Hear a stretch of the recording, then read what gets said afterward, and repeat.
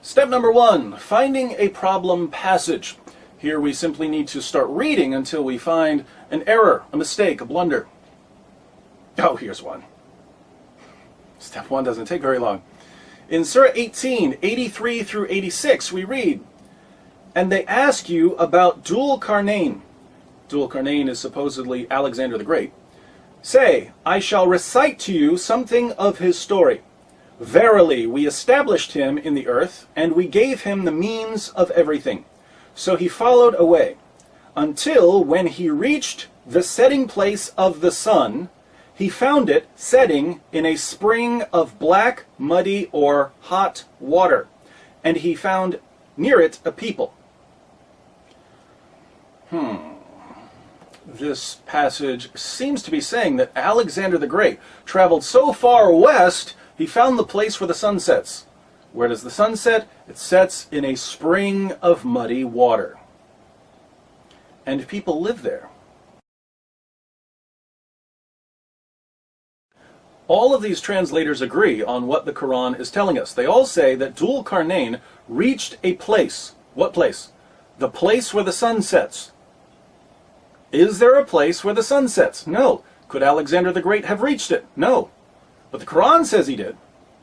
And what did Alexander find when he reached this non-existent place? He found the sun, which is roughly 1.3 million times bigger than our planet, going down into a pool of muddy or murky water.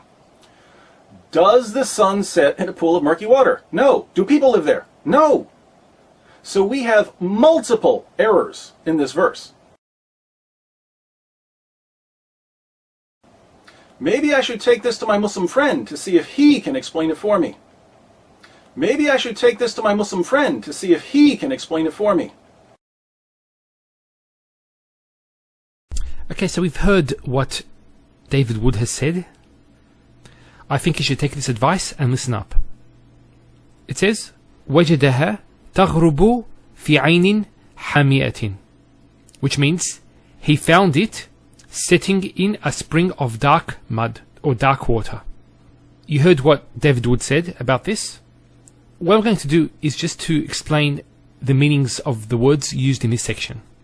So the first word is wajada. What does wajada mean? Here it's translated as he found. But actually, it means to find, to perceive, to discover, and to experience. It's doing these actions and there being a strong emotion. So when one finds something, when one discovers something, it leads to a strong emotional state. And Dhul Qarnayn here is experiencing one of the great signs of Allah subhanahu wa ta'ala. And this is something that we've probably all experienced when we see a sunrise or a sunset. So this is what actually Dhul Qarnayn was doing. That as he reached the time of the setting of the sun, he discovered this great scene in front of him of the sun setting. And it says he found it. This ha refers to the sun. So he found the sun taghrubu, setting. One point with this is we have the fi'l mudara used, the present tense verb. When it's used, this indicates something that one is actually experiencing at the moment. So he discovered that the sun was just about to set and it was happening in front of him. And that's what the present tense there indicates. So he was glued to it. He wasn't looking around at other things. He was so mesmerized by this scene in front of him. Taghrubu is the present tense. It comes from the word to mean to depart, to be distant.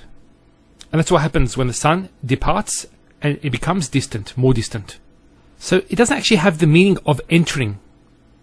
So for example, if I said taghrubu shamsu bil ufuq, the sun is setting in the horizon, does that mean it actually enters into it? It doesn't mean that. It just means that's the area which I perceive the sun to depart and to become distant. Now if David Wood was correct in what he said, that actually means that the sun enters into the spring, as he suggested, the question comes, why was taghrubu used then? Because taghrubu doesn't mean entering.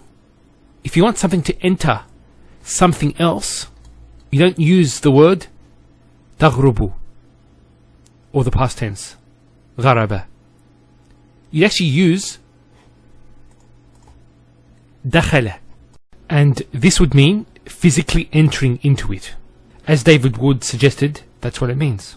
He found the sun, which is roughly 1.3 million times bigger than our planet, going down into a pool of muddy or murky water.